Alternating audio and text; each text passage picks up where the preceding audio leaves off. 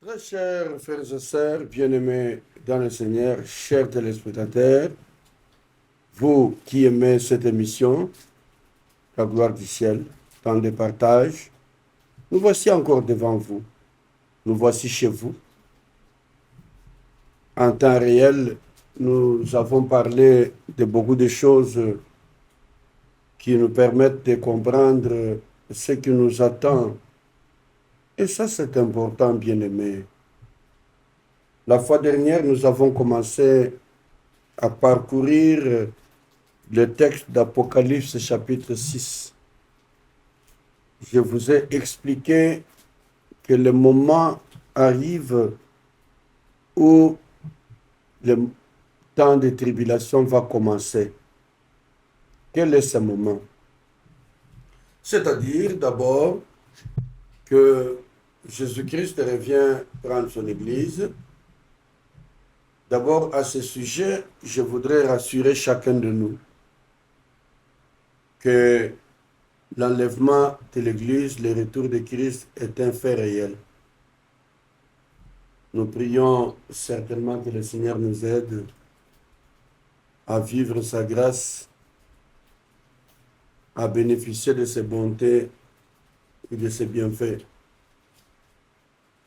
Nous avons vraiment besoin de l'aide du Saint-Esprit pour que nous puissions être soutenus. Évidemment, je vous ai expliqué, le Saint-Esprit est encore là avec l'Église.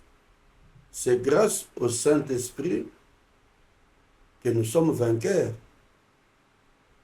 Vous comprenez pourquoi le Seigneur Jésus-Christ lui-même, il dit aux disciples qu'il ne les laissera pas orphelins, il ne les laissera pas seuls. Il leur enverra une puissance, le Saint-Esprit survenant sur eux. C'est alors qu'ils seront capables de témoigner de Christ. Et si l'Église a la force de résister à toutes les attaques aujourd'hui, c'est parce qu'il y a le Saint-Esprit. Mais lorsque l'Église sera enlevée, cette force partira avec elle. C'est comme cela que ceux qui resteront pendant le temps de tribulation auront beaucoup de peine à résister parce qu'ils n'auront pas la même force. Il faut résister de leur propre force.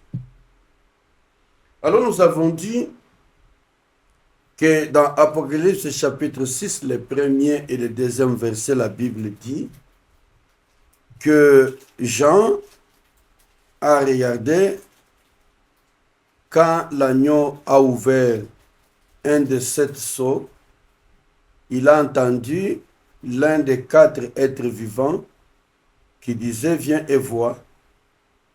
Et puis lorsque il a regardé, il a vu paru un cheval blanc. Et celui qui montait sur ce cheval avait l'arc à main. Il y a une couronne qui lui fut donnée et il partit pour vaincre. Je dis que cette période commence immédiatement après l'enlèvement de l'Église. C'est donc la période qui suit le temps de l'enlèvement et qui commence avec la première période de la moitié de cette année. Alors, en cette période, nous avions dit que ça va se passer de la manière suivante. Le Seigneur Jésus, conformément à ce qui nous est dit par Paul dans Thessaloniciens, au son de la trompette, à la voix de l'archange, il descendra du ciel. Quand il descendra du ciel, il ne viendra pas sur la terre, il s'arrêtera dans les nuées, c'est-à-dire dans les airs. Or, c'est dans les airs là que les princes des ténèbres règnent. C'est ça, ce qui va se passer ces jours-là. On les précipite et l'Église est enlevée, il va à la rencontre du Seigneur. La première chose qu'il faut retenir, c'est que Jésus-Christ ne partagera pas un seul espace avec Satan. De même manière qu'il fut chassé dans le ciel, qui ne partage pas la place avec Christ, il ne partagera pas non plus l'espace là désert avec Christ quand il viendra prendre l'église. C'est comme ça que quand Christ vient pour prendre l'église, et Satan de ce lieu-là est précipité sur la terre, et parce que l'église, l'esprit du Seigneur, transporte l'église à la rencontre du Seigneur, et Satan ne régnera pas sur l'église de Dieu. Et c'est comme cela que je vous ai expliqué la fois dernière que la Bible est claire à ce sujet. Elle nous parle de l'église de Dieu, que les puissances ou les portes de l'enfer ne pourraient pas prévaloir sur elle. C'est-à-dire qu'ils n'auront pas le dessus, n'auront pas raison sur elle. Alors, cela étant dit, nous revenons à ce qui arrive. Le cheval blanc qui apparaît, le blanc qui est symbole de justice et de paix, ne sera pas une véritable paix au sens de ce que nous entendons. Satan viendra avec une sorte de subtilité. Il se fera passer pour celui qui vient pour donner la paix. Et en se faisant passer pour celui qui va donner la paix, voudra reprendre tous les pouvoirs sous son contrôle. C'est ainsi que cet homme qui apparaîtra comme celui qui vient pour donner la paix va alors influencer l'ensemble du monde, tous les grands chefs du monde, pour qu'ils lui fassent confiance. Et de cette manière, il prendra le contrôle. Et c'est celui-là que j'appelle l'antéchrist. Alors la Bible dit, celui qui montait avait un arc.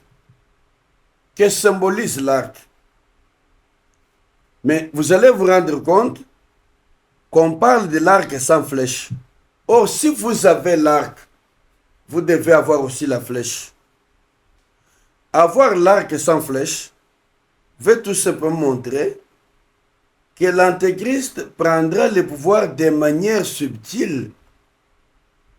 Il est à présent évident que le monde entier attend un chef mondial. Suivez-moi très bien.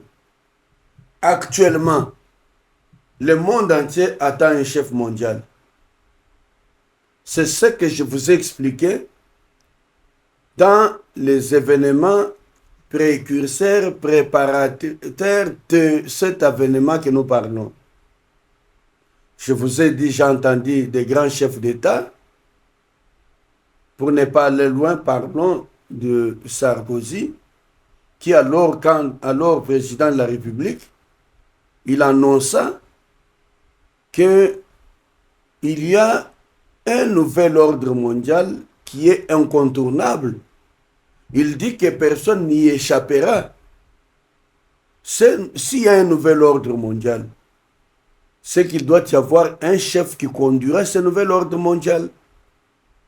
C'est comme ça que de manière simple, j'explique que la démarche actuelle du président américain de créer cette structure qu'on appelle le Conseil de la paix me semble être des jalons qu'on pose pour pouvoir créer quelque chose d'un peu particulier qui dirigera le monde, qui aura un chef à sa tête. Pourquoi je comprends de cette manière? Cette structure est en train de se créer, pas comme une structure, disons, bien sûr, c'est une structure internationale, à caractère international qui réunira les autres chefs d'État de différents États, mais ce n'est pas créé sous forme de structure normale qui existe avec des structures étatiques. J'ai essayé de parcourir ce document j'ai découvert que celui qui est mis en exergue dans cette structure, c'est la personne du président. Le président Donald Trump, qui semble être les patrons hors de structures de coopération, devrait mettre des formes de sorte d'office qui a une direction où les gens se succèdent. Cette structure, les membres ont un mandat de 3 ans, mais le président Donald Trump, qui en est président, n'a pas de limitation de mandat. De sorte que lui concentre tous les pouvoirs sur lui, de manière que lorsque lui ne sera pas là celui qui va désigner son successeur.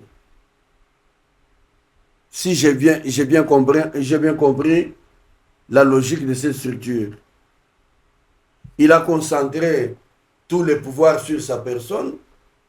C'est lui le patron, c'est lui qui détient le pouvoir, c'est lui qui ne peut pas être invincé par les autres qui doivent les remplacer, et que s'il partait, c'est juste, soit on a trouvé que ses capacités ne peuvent pas il n'est plus des capacités qui peuvent lui permettre de conduire, ou lui-même a décidé de partir, et il désigne son successeur. C'est dans ce sens-là que nous comprenons que le monde est en train de s'organiser pour avoir un chef mondial.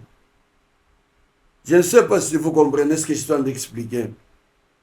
Donc je disais qu'à présent, il est évident que le monde entier attend un chef mondial et un gouvernement mondial. C'est la demande pressante de nombreux leaders mondiaux actuels. Je vous ai cité le président Macron qui dit que ce qui doit arriver, même s'il n'est pas d'accord avec Trump, mais la demande pressante, c'est le nouvel ordre mondial, un gouvernement mondial, un chef mondial, et des leaders mondiaux se mettent autour pour pouvoir créer ces choses. Mais le temps n'est pas encore venu. Parce que, comme nous le disons, l'Église de Dieu est encore là, elle n'est pas encore enlevée. Il s'agit des jalons, il plante les décors. C'est des choses qui annoncent ce qui doit arriver. C'est pourquoi je dis que lorsque nous voyons ce qui arrive, ce qui se passe, nous comprenons clairement que la vie est en train d'évoluer dans le sens que nous disons. Mais ce qui est heureux pour nous, il faut que l'Église soit d'abord enlevée dans les cieux. Alors lorsque l'Église sera enlevée, alors seulement Satan sera précipité sur la terre et il donnera sa puissance et son trône et une grande autorité à un homme. Cet homme, c'est la bête dont on a parlé, que nous avions lu dans l'Apocalypse, chapitre 13, verset 12.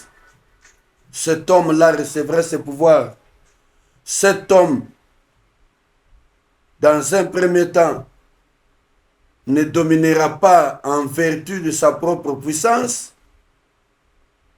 Cet homme ne régnera pas avec son pouvoir, mais sa subtilité, il vient avec subtilité pour montrer qu'il est porteur de la paix, il vient pour faire la paix mondiale, il vient pour donner ce qu'il faut, il vient sur un cheval blanc, symbole de justice et de paix, il vient avec un arc sans flèche pour dire qu'il ne vient pas pour faire la guerre, il vient pour apporter la paix.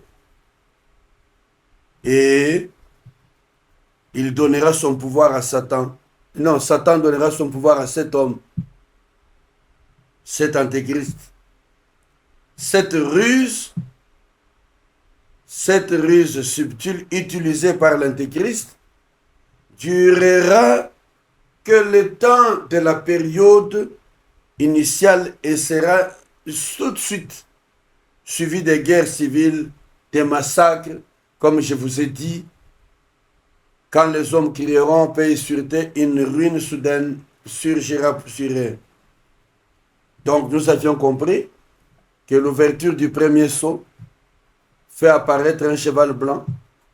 Ce cheval blanc, symbole de paix et de justice, ce n'est pas la justice de Dieu, c'est une subtilité que Satan va utiliser en donnant son pouvoir à l'Antéchrist, un homme.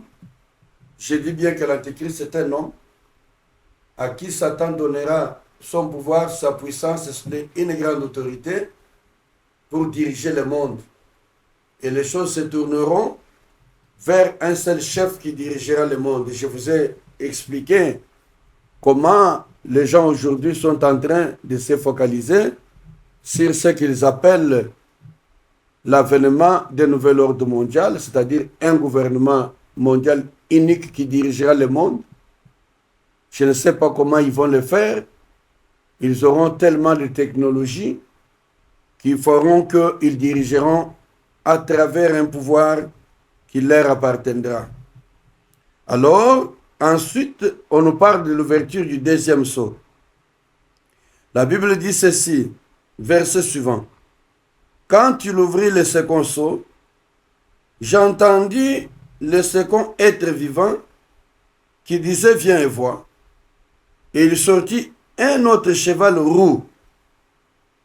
C'est lui qui le montait, reçut le pouvoir d'enlever la paix.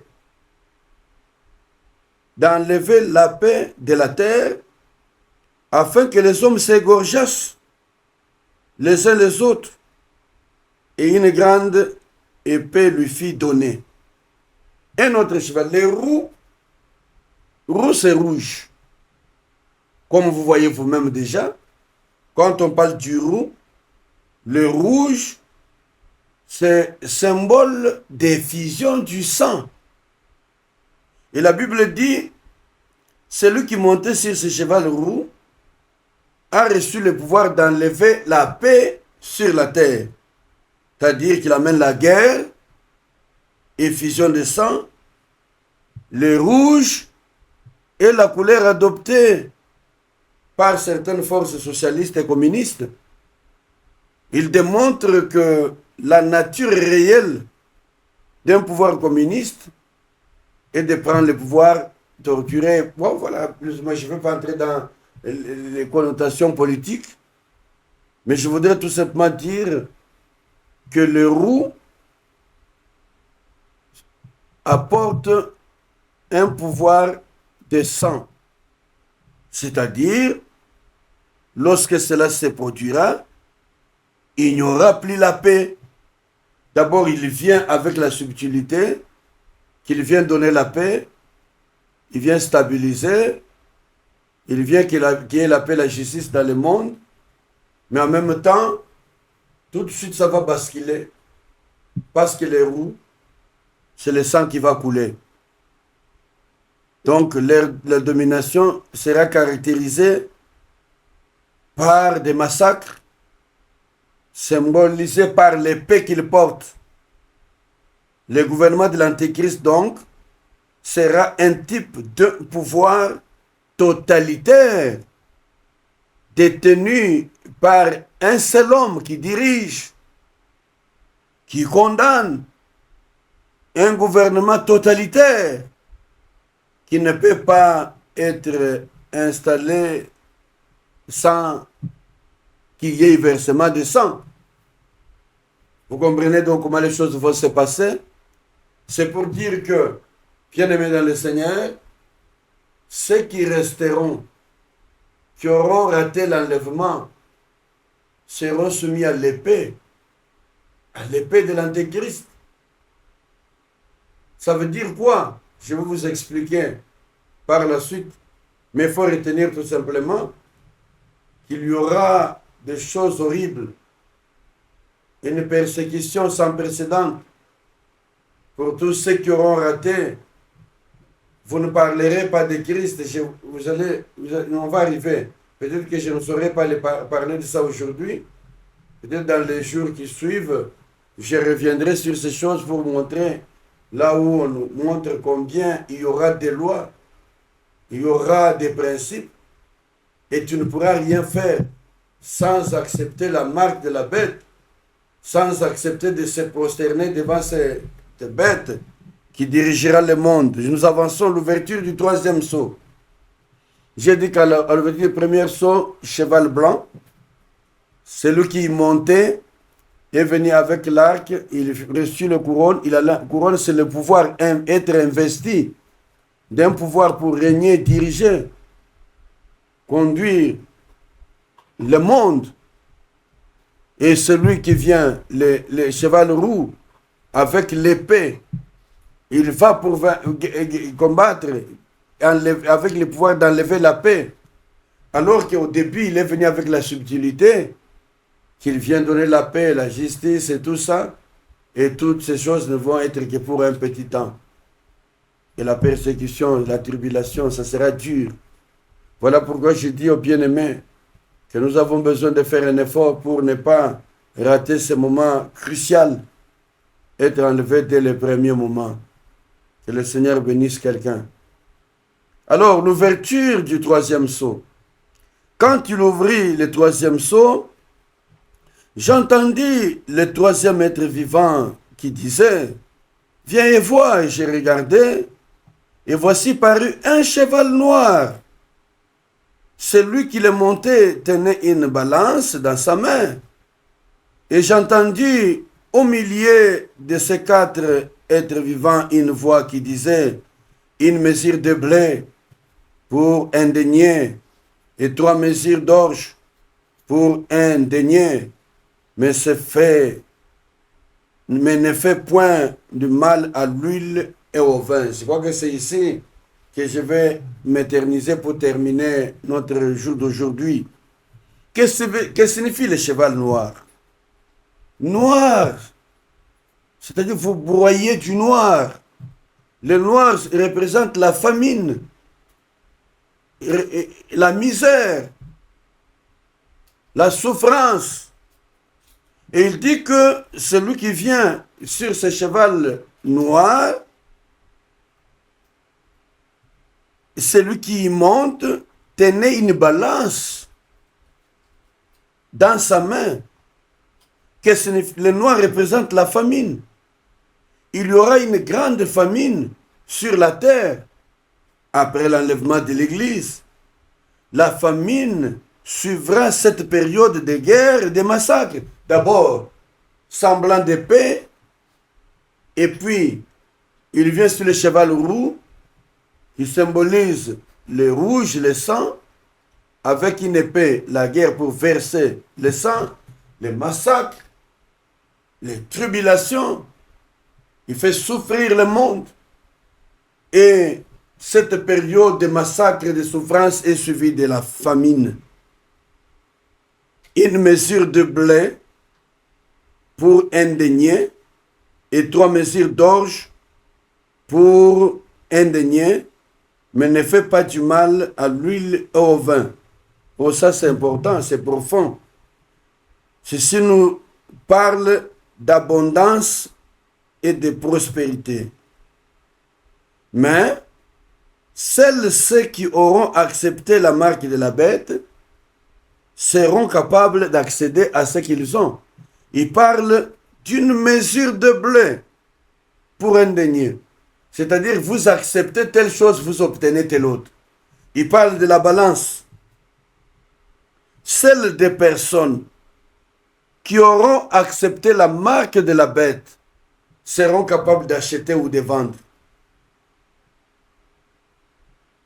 Vous comprenez? Ça sera difficile.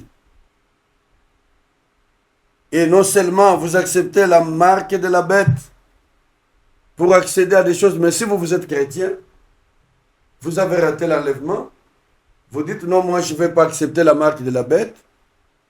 Alors vous connaissez votre sort, c'est le massacre. C'est pourquoi il y a d'abord les blancs, les roux, et à présent les noirs. Et nous viendrons à celui qui est roux. Il parle de 4 chevaux et qui vient à chaque ouverture de sceau. L'ouverture de seau, c'est différent. Il y a dans le projet, on parle de 7 seaux, ouverture de 7 seaux. On parle de 7 tonnerres. C'est des choses différentes. Nous reviendrons sur ça. Ça, c'est merveilleux. Alors, nous continuons. Une balance dans sa main. Qu'est-ce que signifie la balance? Ça montre qu'il y aura donc, un rationnement ou un contrôle général de nourriture. Donc, il y aura un contrôle de nourriture. Il ne dit pas encore ici que fils de l'homme, je vais briser le bâton, le pain. Non, non. Une balance à main. Une balance à main pour contrôler. La vie sera contrôlée. Est-ce que tu seras capable? Et il y a une chose très importante qui est indiquée ici, que l'Antéchrist se retournera contre les chrétiens qui refuseront de prendre la marque de la bête sur leur front. Il ne s'agit pas en réalité du jugement de Dieu. Non, il s'agit d'une persécution. Écoutez-moi bien. Faire être soumis à une souffrance pendant cette période, ce n'est pas l'œuvre de Dieu. C'est une persécution qui vient de l'Antéchrist. Parce qu'il est venu régner, il doit soumettre tout le monde à son pouvoir. Et quand vous ne vous soumettez pas à ses pouvoirs, il va pouvoir vous mettre dans son sac. Il y a des gens qui vont faire du mal.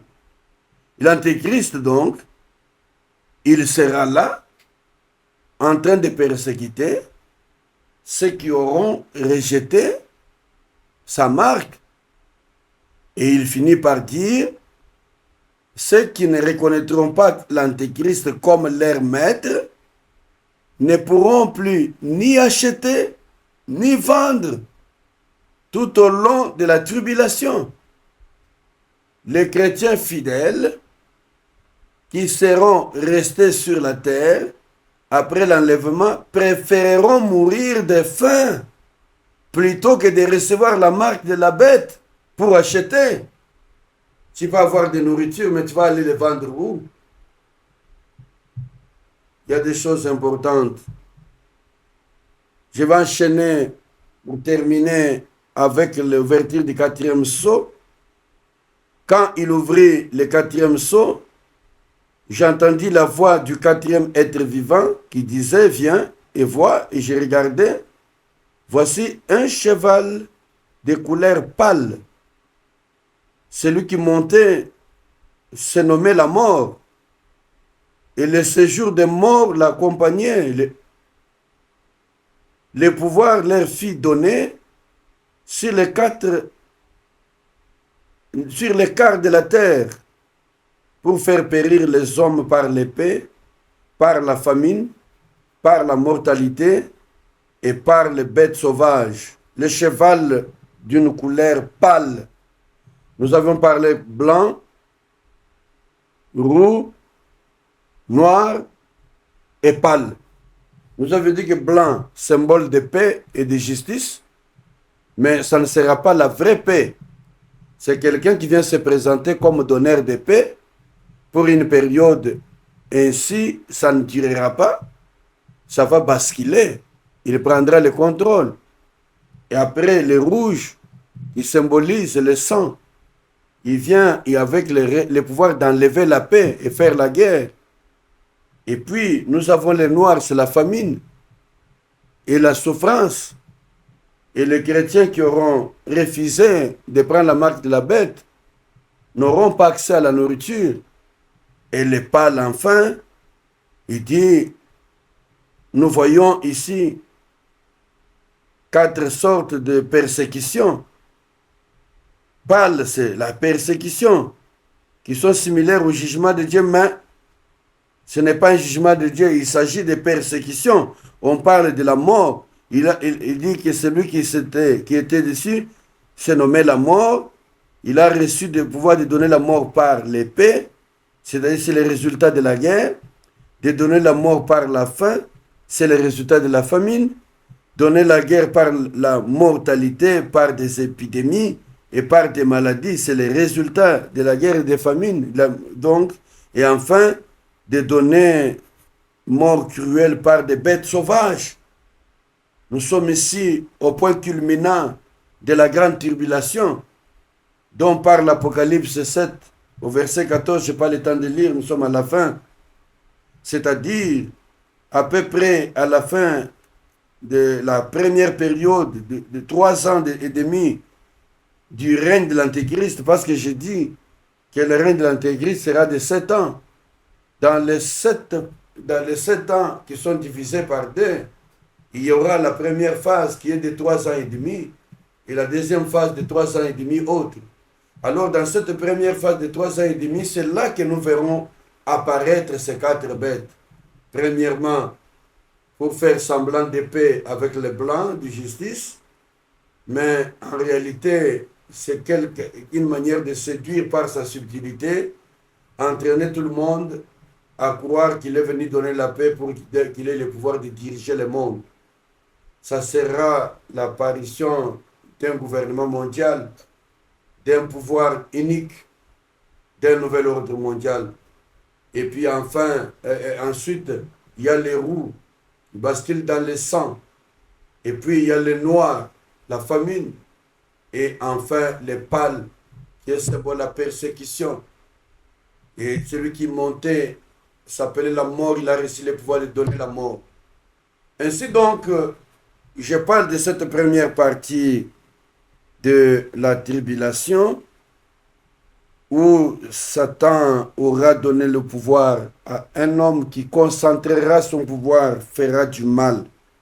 Et je reviendrai dans la suite des temps pour vous expliquer comment pendant cette première période, il y aura alliance avec Israël et Israël ne sera pas touché à cette période.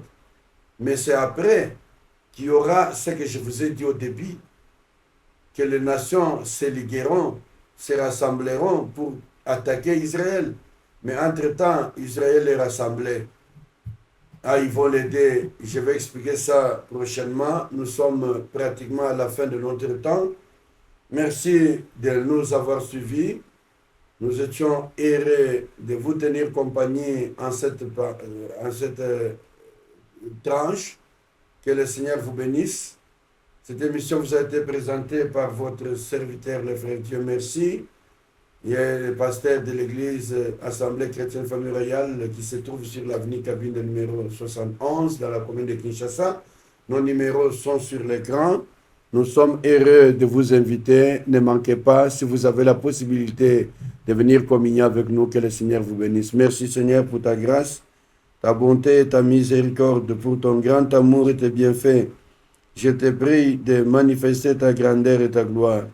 Dans le nom puissant de Jésus-Christ, sois notre Dieu, notre Père, notre Seigneur. Nous célébrons ton Saint-Nom et bénissons ton nom. Bénissons tes enfants qui nous ont suivis. Et nous voulons, Seigneur, que tu continues à nous aider à vivre avec toi et marcher avec toi dans ta gloire et ta grâce. Sois élevé, béni, couronné. Au nom puissant de Jésus-Christ, Père, nous avons prié. Avons béni ton peuple et nous te disons Amen. Amen. Merci et à la prochaine.